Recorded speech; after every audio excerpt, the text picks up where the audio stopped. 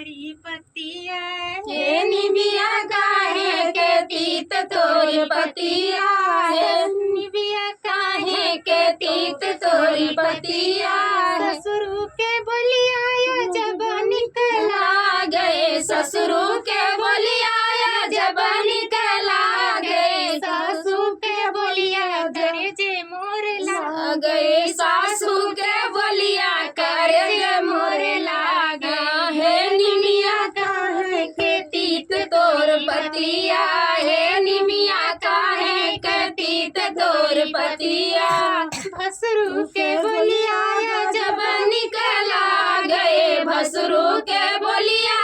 जब निकला गए जेठनी के बोलिया करे जमोर सालई जेठनी के बोलिया करे जमोर सालई हे निमिया काहे के तीत तोर पतिया हे निमिया काहे के तीत तोर पतिया देवरा के बोलिया जब निकला गए देवरा के बोलिया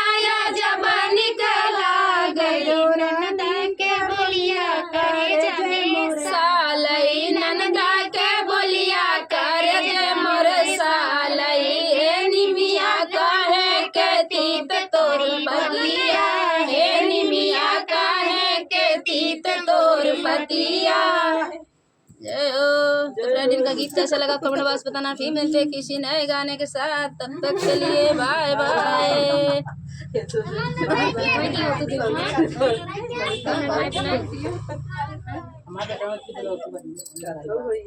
बेड़े बेड़े बनावा गीत नाही तो चैनल पे दिक्कत आ रही है।